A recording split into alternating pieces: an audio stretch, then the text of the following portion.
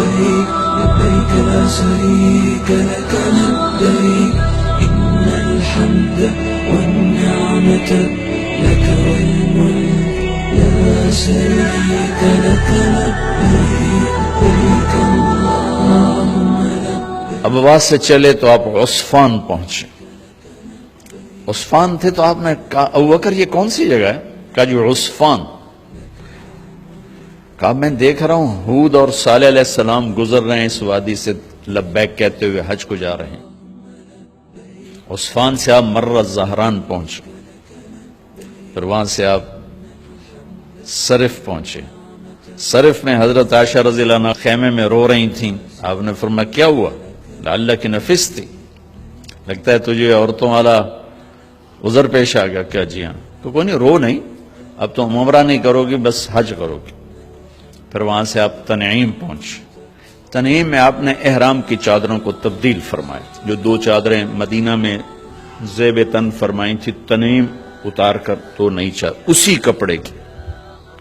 پھر مکہ کے ٹاپ سے آپ انٹر ہوئے اور بیر زی طوا کے کنویں پر آ کر آپ نے قیام فرمایا. یہ ہے اتوار کی رات. 25 کو چلے اور 4 کی رات کو، یہ مہینہ 29 کا تھا، تو 4 کی رات کو آپ مکے پہنچ گئے.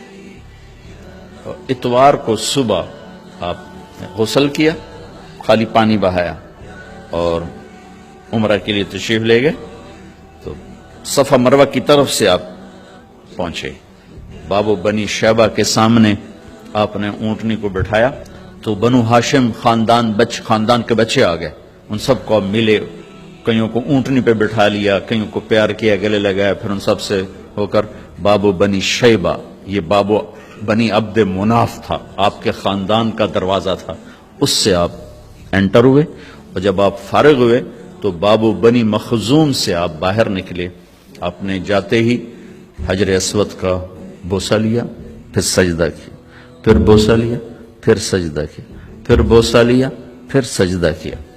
پھر آپ رونے لگے، بہت روئے.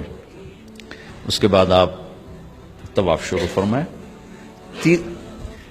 تیسرے یا چوتھے چکر میں آپ نے پانی بھی پیا اور حضرت عمر سے فرمایا کہ عمر حجر اسود کے بوسے پہ لڑائی نہ کرنا، جگہ ملے تو لے لینا، جھگڑا نہ کرنا. جیسے ہمارے نادانی میں لوگ وہاں عورتیں بھی ایسی حماقت کرتی ہیں کہ ایک سنت عمل کے لیے فرض چھوڑ دیتی کہ مرد عورت کا یوں آپس میں اختلاط، یہ اس سے بچنا فرض ہے، اور وہ ایک سنت کے لیے گھس رہی اور لڑائی جھگڑے فساد، قریب بھی نہیں جانا چاہیے.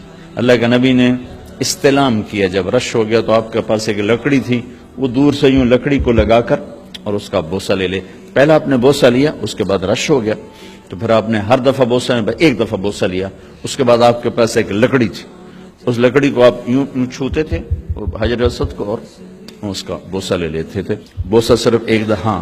پھر جب آپ نے 2 نفل پڑھ لیے اور تشریف لے گئے صفا مروہ کے لیے تو پھر بیت الحجر اسود کا بوسہ لیا اور آپ نے جا کر صفا مروہ پہ 7 چکر پورے کیے.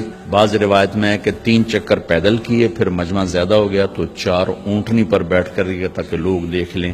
اس کے بعد آپ نے اعلان فرمایا کہ بھئی جن کے پاس قربانی کا جانور نہیں ہے وہ احرام کھول دو. تو صحابہ نے کہا یا رسول اللہ آپ کھولیں. تو آپ نے فرمایا کہ میرے پاس قربانی کا جانور ہے، ابو بکر کے پاس، عمر، زبید، طلحہ یہ نہیں کھولیں گے جو کہ ان کے پاس بھی قربانی کا جانور ہے، باقی جن کے پاس نہیں کھول دو. تو سب نے کھول دی اور حج افراد بھی تمتع بن گیا، حج قران بھی تمتع بن گیا. اب نہیں ہو سکتا، اب جو نیت کریں گے وہی کرنی پڑے گی، لیکن اللہ کے نبی کا خاص حکم تھا تو سب کا حج تمتع بن گیا. اتوار، پیر، منگل، بدھ 4 دن آپ وہاں ٹھہرے. ان 4 دنوں میں آپ بیت اللہ تشریف نہیں لائے، طواف بھی نہیں کیا. کسی نہیں کیا کہ میرے آنے سے لوگوں کو تکلیف ہوگی، رش بڑھے گا. تو لوگوں کو تکلیف سے بچانے کے لیے نفل عبادت چھوڑنا میرے نبی کا طریقہ. ہم نفل پڑھنے کے لیے لوگوں کی جئی تئی پھیر کے رکھ دیتے. ایک کسی بزرگ سے کسی نے پوچھا کبھی آپ کی تہجد قضا ہوئی؟ کہنے لگے زندگی میں 1 دفعہ ہوئی. وہ کیسے ہوگی؟ کہ میں ایک جگہ مہمان تھا تو تہجد میں اٹھا تو دروازے کے پاس ایک آدمی سویا ہوا تھا تو دروازے تک جانے کے لیے اسے کراس اس کے اوپر سے گزرے بغیر راستہ کوئی نہیں تھا، تو مجھے خطرہ ہوا میں اس کے اوپر سے گزرا تو اس کی آنکھ کھل جائے گی، تو میں واپس آ کے لیٹ گیا۔ بس زندگی میں ایک دفعہ میری تہجد قضا ہوئی ہے۔ تو ہم لوگ نوافل کے لیے لوگوں کو اذیت میں ڈال دیتے، اور میرے نبی نے طواف جیسا عمل، طواف کے ہر قدم پہ 70,000 نیکی لکھی جاتی، طواف جیسا عمل نہیں کیا کہ میں جاؤں گا رش بڑھے گا لوگوں کو تکلیف ہوگی۔ صرف بدھ کو گئے، ظہر کی نماز پڑھی اور حج کا طریقہ بتایا۔ لك والملك لا شريك لك لبيك